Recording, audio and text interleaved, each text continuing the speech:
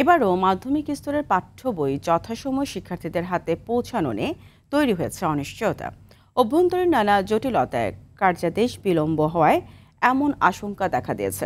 বিশেষজ্ঞদের মতে সরকারের উদাসীন আচরণই এর জন্য দায়ী। তবে জাতীয় শিক্ষাক্রম ও পাঠ্যপুস্তক বোর্ড এনসিটিবির দাবি, সবকিছু ঠিক থাকলে জানুয়ারিতেই নতুন বই হাতে পাবে শিক্ষার্থীরা। বিনামূল্যের বই নিয়ে সাদিয়া কানিজের ৩ পর্বের ধারাবাহিকের আজ থাকছে প্রথম পর্ব। ছবি তুলেছেন নাজমুল হোসেন সাইমন।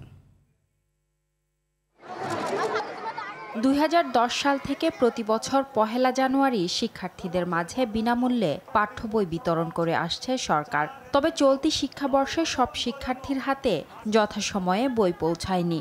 এবছরের আর মাত্র ৩ মাস বাকি, এখনও কাটেনি পাঠ্য বই ছাপা নিয়ে জটিলতা। আওয়ামী লীগের ঘনিষ্ঠ প্রেস মালিকরা তথ্য গোপন করে কাজ পাচ্ছে, এমন খবরে সম্প্রতি ৬০৩ কোটি টাকার দরপত্র আটকে দেয় সরকারি ক্রয় সংক্রান্ত উপদেষ্টা পরিষদ। এখনও চলছে যাচাই বাছাই। সাবেক মন্ত্রীর ভাইয়ের বই ছাপানোর কাজ পাওয়া এবং মুদ্রণ শিল্প সমিতির সভাপতি পদে থাকা নিয়ে চলছে আলোচনা সমালোচনা। তবে সংগঠনটির সিনিয়র ভাইস প্রেসিডেন্টের দাবি, সংগঠনটি রাজনৈতিক প্রভাব মুক্ত। আমাদের প্রিন্টিং সেক্টরে কখনো রাজনীতি আসেনি, কে দল করে কোনটা সেটা কখনোই সামনে আসেনি। এটা নিয়ে আমরা কখনোই কথা বলি না, যে ইচ্ছে যাকে সাপোর্ট করুক, কিন্তু আমরা ব্যবসা করি, ব্যবসায়ী হিসেবে আমাদের সাথে পরিচিত।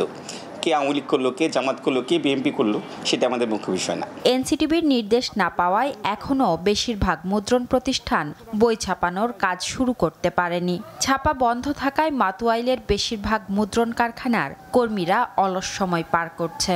সপ্তাহের মধ্যে কাজ শুরু হয়ে যাব, আর কাগজ এখন আসা শুরু হয়েছে। প্রত্যেক বছরে এই সময় আমরা অনেক কাজের চাপে থাকি, এবার কাজ না থাকায় আমরা বেকারত্ব সময় পার করতেছি। এখনো কাজ শুরু হয় নাই, কাজের অনেক পিছিয়ে পড়ে গেছে এবছর মতো।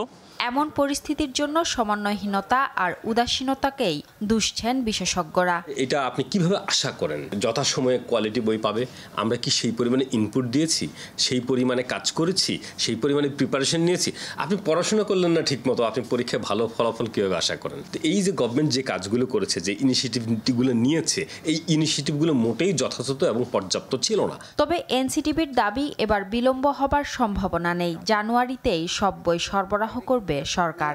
আগামী মাসে 9-10 সহ কাজগুলি ফুল সুইংয়ে চলতে থাকবে। এর মধ্যে যে টেন্ডারগুলি হয়েছিল সেই টেন্ডারের কাজও চলে আসবে। ন্যাচারাল ক্যালামিটি বা অন্য কোনো কিছু যদি না ঘটে থাকে, তাহলে এটা আমরা নির্দিষ্ট সময়ের মধ্যেই শেষ করে ফেলতে পারবো। আগামী শিক্ষাবর্ষের জন্য প্রায় ৩০ কোটি পাঠ্য বই ছাপানোর উদ্যোগ নিয়েছে সরকার। প্রাথমিকের জন্য প্রায় ৩৮৭ কোটি এবং মাধ্যমিকের জন্য প্রায় ৬০০ কোটি টাকার ব্যয় ধরা হয়েছে।